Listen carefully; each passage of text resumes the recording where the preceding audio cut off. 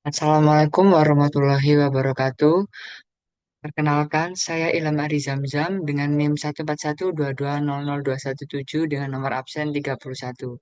Di sini saya akan mempresentasikan tentang pengukuran produktivitas menggunakan metode OMAX atau Objective Matrix untuk memenuhi evaluasi akhir semester mata kuliah analisis produktivitas kelas T.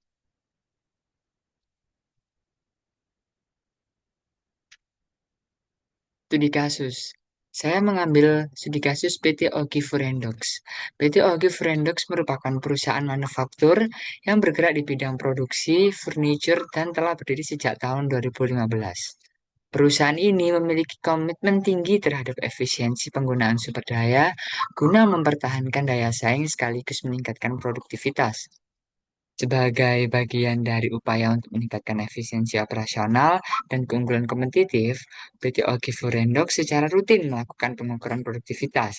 Salah satu metode yang diterapkan adalah Objective Matrix atau OMAX yang bertujuan untuk mengidentifikasi area kerja yang memerlukan perbaikan, menilai efektivitas pemanfaatan sumber daya seperti tenaga kerja dan bahan baku, serta merumuskan strategi peningkatan secara objektif dan sistematis. Metode OMAX adalah metode pengukuran kinerja yang mengevaluasi beberapa kriteria produktivitas dengan bobot untuk mendapatkan indeks produktivitas keseluruhan. OMAX menggabungkan kriteria-kriteria produktivitas ke dalam bentuk yang terpadu dan berhubungan satu dengan yang lain. Kelebihan metode OMAX dalam pengukuran produktivitas perusahaan adalah relatif sederhana dan mudah dipahami, mudah dilaksanakan dan tidak memerlukan keahlian khusus, serta datanya mudah didapat. Tahapan-tahapan pengukuran produktivitas dengan metode OMAX adalah sebagai berikut. Yang pertama, menentukan tujuan pengukuran. Yang kedua, menentukan kriteria pengukuran dan data-data. Yang ketiga, perhitungan rasio performance tiap kriteria pengukuran. Yang keempat, perhitungan rata-rata dan standar deviasi. Yang kelima, perhitungan PKA dan PKB. Yang keenam, menentukan target. Yang ketujuh, menentukan nilai produktivitas realistis. Yang kedelapan, menentukan nilai bobot kriteria. Yang kesembilan, menentukan skor dari skala. Yang kesepuluh, menentukan pencapaian kerja. Dan yang terakhir atau yang kesebelas, menentukan indeks produktivitas total. Berikut ini adalah data 17 bulan untuk perhitungan OMAX-nya. Nah, menghitung kriteria pengukuran dan data-data. Untuk mengevaluasi kinerja produktivitas, perusahaan menggunakan metode OMAX dengan 4 kriteria utama sebagai input, yaitu bahan baku dengan kriteria 1, tenaga kerja kriteria 2, mesin kriteria ketiga, dan energi kriteria keempat. Berikut adalah data kriteria yang akan digunakan.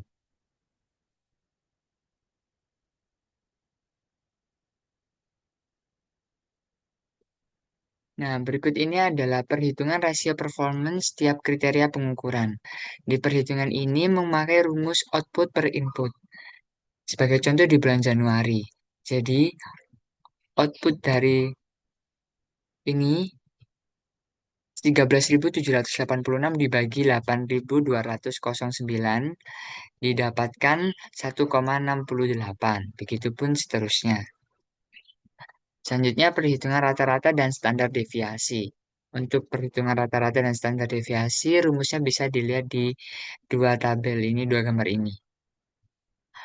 Untuk XI-nya bulan Januari dapatkan 1,68 dengan rata total untuk kriteria 1 22,43 dan rata-ratanya 1,32. Untuk standar deviasinya menggunakan rumus XI min rata-rata di pangkat 2, yaitu 1,68 dikurangi 1,32 di pangkat 2. Jadi di bulan Januari sebesar 0,13. Jadi untuk standar deviasi di kriteria 1 ini yaitu sebesar 0,22 dan seterusnya. Selanjutnya perhitungan BKA dan BKB. Untuk menghitung BKA dan BKB, kita perlu menentukan degree of accuracy atau DA dengan rumus standar deviasi dibagi rata-rata. Nah, selanjutnya yaitu confidence level, yaitu CL dengan rumus 1 dikurangi degree of accuracy. Nah, untuk BKA BKB-nya rumusnya menggunakan ini. Untuk K ini adalah konstanta. Jadi untuk K dengan angka 1 yaitu berarti angkanya 0 sampai 0,68. Untuk K sama dengan 2 yaitu 0,68 sampai 0,95 dan yang K3 adalah 0,95 sampai 0,99. Nah, di sini nilai K-nya itu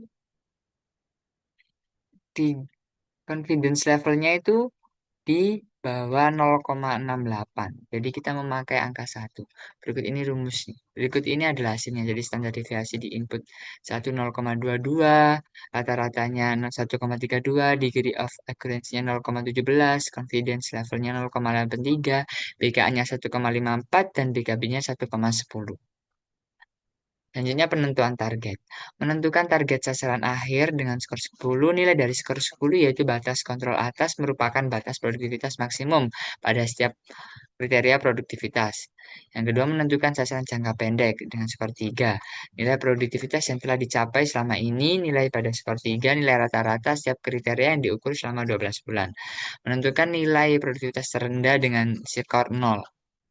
PKB yang merupakan batas produktivitas minimum pada setiap kriteria produktivitas. Nah, target sasarannya bisa dilihat pada tabel tersebut ini. Menentukan nilai produktivitas realistis. Jadi, nilainya didapatkan dengan interval 0 sampai 3, itu 3 sampai 10 itu 7. Jadi 0,15 ini dibagi 3 dan 0,06 ini dibagi dengan 7. Karena 0,15 ini masuk di interval 3, 0,06 ini masuk di interval 3 sampai 10. Ini 0 sampai 3, ini 3 sampai 10. Menentukan nilai bobot kriteria. Penentuan bobot setiap kriteria dilakukan dengan membandingkan tingkat kepentingan antar kriteria guna menentukan prioritas utama, di mana satu kriteria dianggap lebih penting dibandingkan kriteria lainnya. Menggunakan skala prioritas kriteria seperti di bawah ini. Berikut ini adalah tabel dengan nilai dengan tingkat prioritasnya tersebut. Saya menggunakan matriksnya yaitu seperti ini. Jadi kalau misal kriteria 1 dengan kriteria 1 itu harus kriteria yang sama dengan kriteria yang sama pasti angkanya 1. Jadi kriteria 1 dengan kriteria 1 berangka 1. Kriteria 2 dan dengan kriteria 2 juga 1. Jadi kriteria yang sama pasti berangka 1. Untuk ini kita kasih contoh di kriteria 1. Kriteria 1 dengan kriteria 2 berangka 6 berarti kriteria 2 6 lebih unggul 6 daripada kriteria 1. Kriteria 1 dengan kriteria 3 berarti kriteria 3 lebih unggul 6 daripada kriteria 1. Dan seterusnya. Dari matriks perbandingan berpasangan ini akan dilakukan ke bentuk desimal yang ada di tabel ini. Jadi 1 ini 1, 6, 6, 6 dan 6, 4 dan 4. Untuk kriteria 2, 1 per 6, 0,17, 1 per 7 itu 0,14, 1 per 8 adalah 0,13, dan seterusnya. Selanjutnya yaitu menormalisasi matriks dan bobot kriteria. Jadi setelah didapatkan matriks perbandingan berpasangan, di total mendapatkan 2,19 dengan bobot 0,55. Terus bobotnya kita presentasikan menjadi 55. Dan seterusnya. Perhitungan skala dari skor untuk performance. Nilai performance setiap kriteria. Nilai performance dihitung per bulan dan menghasilkan total skor untuk setiap periode. Nilai ini menjadi dasar dalam pemberian bobot skor produktivitas setiap kriteria. Dan nilai BKA dan BKB yang telah kita hitung tadi, kita rekap di sini. Jadi ini hasil perhitungan yang tadi output per input. Yang di sini adalah untuk perhitungan nilai BKA, rata-rata BKB, bobot, dan intervalnya. Lanjut. Nah, ini perhitungan skala dari skor untuk performance-nya. Jadi, ini kan kita menggunakan 17 bulan. Jadi, bulan Januari 2024 sampai hingga bulan Mei 2025. Nah, kita dapatkan untuk tabel Januari, dapatkan kriteria satunya 1,68, kriteria 2-nya 65,65, kriteria 3-nya 97,08, dan kriteria 4-nya 145,12. Nah, BKA-nya tadi kita sudah tentukan 1,54 dan 90,71 serta 119,56 dan 148,29. Average-nya juga sudah tadi, BKB-nya dan bobotnya. Nah, untuk menentukan angka ini, kita lihat dulu. Ini kan merupakan interval 3 sampai 10. Berarti masuk di sini. 0,06, 3,39, 4,61, dan 5,51. Berarti 1,45, 1,48 ini didapatkan dari 1,54 dikurangi 0,06. Dapatkan 1,48. Begitu dan seterusnya. Jadi, untuk bulan Januari ini didapatkan total value sebesar 9,07. Bulan Februari ini didapatkan total value sebesar 5,66. Tabel Maret 2024 ini didapatkan total value sebesar 10,00. Aprilnya itu 3,37. Meinya 2,85. Juninya 2,64.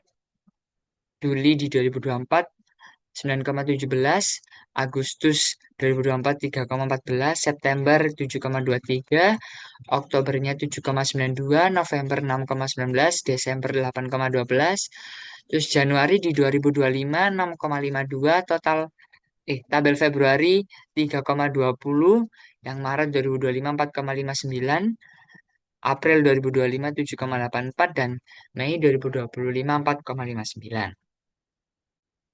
Jadi di periode bulan Januari pencapaian kerjanya 9,07, periode Februari 5,66 dan seterusnya. Untuk tabel yang terdapat warna ini berarti dia ada peningkatan di periode sebelumnya dan saat ini. Contohnya di September 7,23, mendapatkan peningkatan di Oktober 7,92, November 6,19, dan di Desember 8,12. Dan di tabel di sampingnya adalah tabel grafiknya, diagram grafiknya. Berdasarkan grafik pencapaian kerja di atas, beberapa periode terjadi penurunan kinerja, tetapi kemudian meningkat lagi seperti periode September dan Oktober, serta November dan Desember di 2024. Yang menentukan indeks produktivitas total. Indeks produktivitas didapatkan dengan rumus indikator performansi saat ini dikurangi indikator performansi periode sebelumnya dibagi indikator performansi periode sebelumnya dikali 100. Dan didapatkan untuk indeks produktivitas di periode Oktober 2024 sebesar 0,02 dan di periode Desember 2024 0,46. Kesimpulan, PT Ogi Furendox menerapkan metode objektif matriks sebagai alat untuk mengukur produktivitas melalui 4 indikator utama, yaitu bahan baku, tenaga kerja, mesin, dan energi. Metode ini menghasilkan indeks produktivitas total berdasarkan rasio kinerja yang telah diberi bobot sesuai tingkat prioritas masing-masing.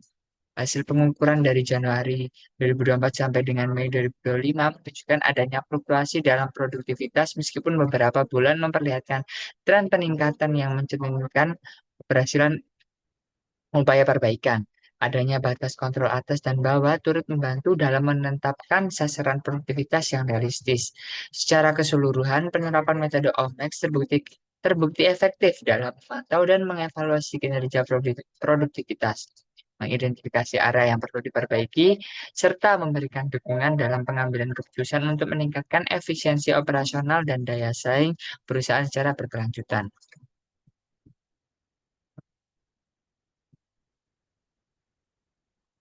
Baik, sekian dari saya. Terima kasih. Mohon maaf apabila ada salah kata. Wassalamualaikum warahmatullahi wabarakatuh.